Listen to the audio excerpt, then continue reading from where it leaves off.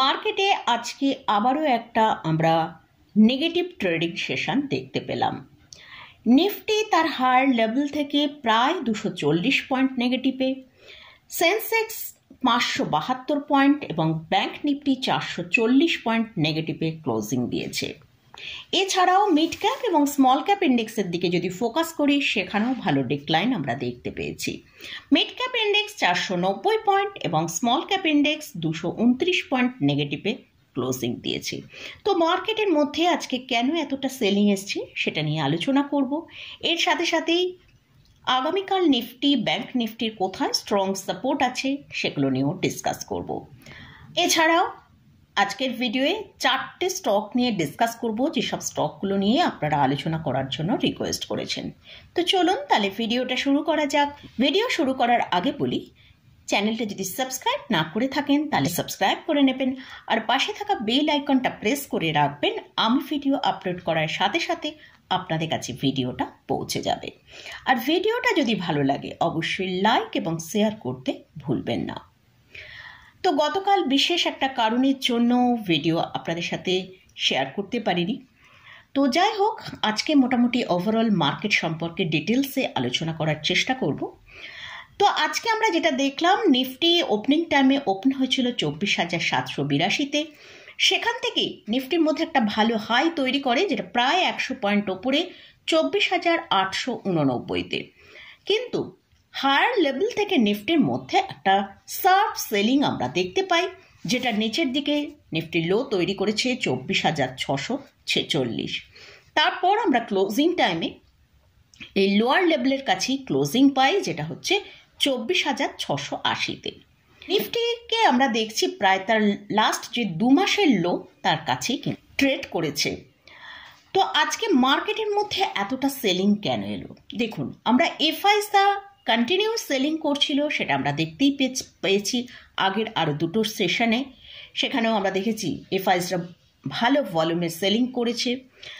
তো আজকেও যেটা স্ক্রিন দেখে বোঝা যাচ্ছে, এফআইসরা কিন্তু একটা স্ট্রং সেলিং করেছে।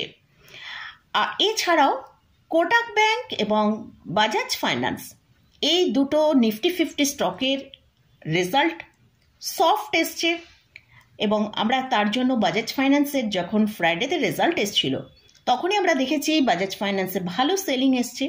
তো বাজাজ ফাইন্যান্স লাস্ট 2 দিনে প্রায় 6.52% সেলিং দেখিয়েছে। আর আজকে কোটাক ব্যাংকে আমরা দেখতে পেলাম প্রায় 7.5%-এরও বেশি সেলিং হয়েছে। তো যেহেতু এই দুটো স্টকই নিফটি 50 স্টক, তার জন্যই কিন্তু আমরা নিফটির মধ্যে একটা ভালো প্রেশার তৈরি হতে দেখেছি, এবং তাই মার্কেটে আজকে এতটা সেলিং এসেছে। তো আগামীকাল নিফটি কিরকম ট্রেড করবে, কোথায় সাপোর্ট রয়েছে সেগুলো নিয়ে আলোচনা করব। তার আগে আমরা একবার গ্লোবাল মার্কেটের দিকে ফোকাস করব। গ্লোবাল মার্কেটে আমরা যদি এশিয়া মার্কেটের দিকে ফোকাস করি, সেখানে আমরা দেখতে পাচ্ছি নিকাই আজকে 400 পয়েন্ট নেগেটিভে ক্লোজিং দিয়েছে। ইউরোপ মার্কেটের দিকে যদি ফোকাস করি, ইউরোপ মার্কেটে ফিটস 10 পয়েন্ট নিচে ট্রেড করছে, আর ক্যাক্স 40 পয়েন্ট পজিটিভে এবং ড্যাক্স 76 পয়েন্ট পজিটিভে ট্রেড করছে। এছাড়াও ইউএস মার্কেটে ডাউন জোনের ফিউচারকে দেখি, সেখানে আমরা দেখতে পাচ্ছি 44 পয়েন্ট পজিটিভে ট্রেড হচ্ছে। আমরা কিন্তু এই ইউএস মার্কেটে ন্যাসড্যাক এবং S&P 500-এ লাস্ট কয়েকদিন ধরে কিন্তু একটা খুব হায়ার লেভেলেই এখানে ট্রেড হচ্ছে, ভালো পজিটিভই কিন্তু ন্যাসড্যাক এবং S&P 500 ট্রেড করছে। তো গ্লোবাল মার্কেটের দিকে যদি ফোকাস করি, সেখানে কিন্তু ট্রেড একটা মোটামুটি পজিটিভই ট্রেড হচ্ছে এশিয়া মার্কেটের নিকাই ছাড়া। কিন্তু আমাদের ইন্ডিয়ান মার্কেটে একটা ভালো সেলিং প্রেশার রয়েছে। তো আগামীকাল নিফটি কিরম ট্রেড করবে সেটা নিয়ে এবারে আলোচনা করব। নিফটির জন্য এখন যেটা স্ট্রং সাপোর্ট, সেটা হচ্ছে 24,550 থেকে 24,600। যদি আগামীকাল নিফটি 24,550-এর নিচে ট্রেড করতে শুরু করে, তাহলে নিফটি নিচের দিকে 24,500 থেকে 24,450 পর্যন্ত নিচের দিকে আসতে পারে। কারণ নিফটি অলরেডি তার যে 50 ডিএমএ তাকে ব্রেক করেছে, এবং নিফটি কিন্তু একটা ভালো সেলিং প্রেশারের মধ্যে রয়েছে। এই সাপোর্টটা মেনটেন করতে পারে, যে নিফটির যে সাপোর্ট 24,550 থেকে 600, এই সাপোর্টটা মেনটেন করতে পারে, তাহলে নিফটি কিন্তু একটা রেঞ্জের মধ্যে এখন ট্রেড করতে পারে। নিচের দিকে 24,650 আর ওপরের দিকে 24,800। নিফটি যদি নিচের দিকে 24,650 থেকে 600 কাছে আসে, সেখানে একটা বাই আসতে পারে।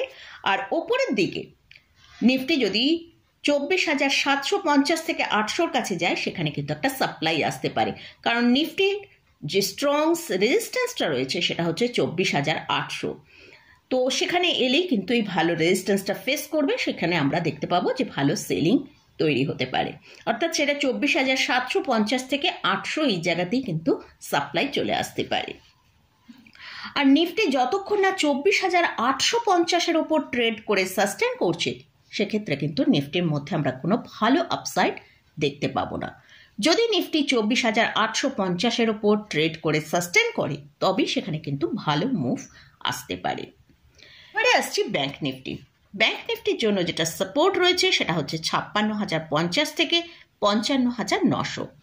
যদি আগামীকাল 55,900-র নিচে ট্রেড করতে শুরু করে, তাহলে ব্যাংক নিফটি নিচের দিকে 55,500 পর্যন্ত নিচে আসতে পারে। আর ব্যাংক নিফটি যদি ওপরের দিকে 56,250-এর ওপর ট্রেড করে সাস্টেন করে, তাহলে ওপরের দিকে 56,500 থেকে 56,650 পর্যন্ত একটা আপমুভ দেখাতে পারে। তো এটা গেল নিফটি এবং ব্যাংক নিফটি নিয়ে আলোচনা করলাম। এবারে রিকোয়েস্ট করেছেন যেসব স্টকগুলো নিয়ে আলোচনা করার জন্য, তার মধ্যে থেকে আজকে 4টে স্টক নিয়ে আলোচনা করব। তো ফার্স্ট যে স্টকটা নিয়ে আলোচনা করছি সেটা হচ্ছে বরুণ বেভারেজ লিমিটেড। স্টকের কারেন্ট প্রাইস চলছে 487 টাকা। স্টকটা এখন তার হায়ার লেভেল থেকে প্রায় 30.57% নিচে ট্রেড করছে। স্টকের জন্য এখন যেটা স্ট্রং সাপোর্ট লেভেল আছে সেটা হচ্ছে 475 টাকা। যদি এই সাপোর্টটা ব্রেক করে, তাহলে স্টকটা নিচের দিকে 440 টাকা পর্যন্ত আসতে পারে। আর যদি এই সাপোর্ট লেভেলকে মেনটেন করতে পারে, তাহলে স্টকটা ওপরের দিকে 515 থেকে 530 টাকা পর্যন্ত একটা আপসাইড দেখাতে পারে। আর স্টকটা এখন তার 9, 21 এবং 50 EMR উপরে ট্রেড করছে। স্টকের RSI 57-এর কাছে রয়েছে। নেক্সট যে স্টকটা নিয়ে আলোচনা করছি সেটা হচ্ছে শ্রী রায়ালা সীমা। স্টকের কারেন্ট প্রাইস চলছে 619 টাকা 45 পয়সা। এই কোম্পানি কেমিক্যাল সেক্টরে বিলং করে। এটা একটা স্মল ক্যাপ ক্যাটাগরি স্টক। এই স্টকটা তার হায়ার লেভেল থেকে প্রায় 33% নিচে ট্রেড করছে। আর স্টকের জন্য এখন যেটা স্ট্রং সাপোর্ট রয়েছে সেটা হচ্ছে 580 থেকে 570 টাকা। এই জায়গাটায় একটা সাপোর্ট রয়েছে। যদি এই সাপোর্টটা ব্রেক করে, তাহলে স্টকটা নিচের দিকে 544 টাকা পর্যন্ত আসতে পারে। আর যদি এই সাপোর্ট লেভেলকে মেনটেন করতে পারে, তাহলে স্টকটা ওপরের দিকে 670 থেকে 690 টাকা পর্যন্ত আপসাইড দেখাতে পারে। নেক্সট যে স্টকটা নিয়ে আলোচনা করছি সেটা হচ্ছে মান ইনফ্রা। স্টকের কারেন্ট প্রাইস চলছে 182 টাকা। স্টকটা এখন তার হায়ার লেভেল থেকে 31% নিচে ট্রেড করছে। স্টকের জন্য যেটা শর্ট টার্মের যে সাপোর্টটা আছে সেটা হচ্ছে 174 টাকা।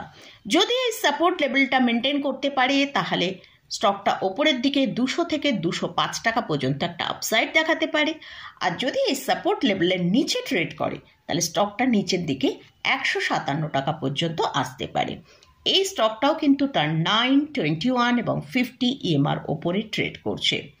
আর এই স্টকের যে RSI সেটা 53-এর কাছে ট্রেড হচ্ছে। লাস্ট যে স্টকটা নিয়ে আলোচনা করছি সেটা হচ্ছে ইন্ডিয়ান ব্যাংক। স্টকের কারেন্ট প্রাইস চলছে 628 টাকা। এই স্টকটা আজকে প্রায় 1.5% ডিক্লাইনে ট্রেড করেছে। এটা হচ্ছে ইন্ডিয়ার 7th largest public sector bank.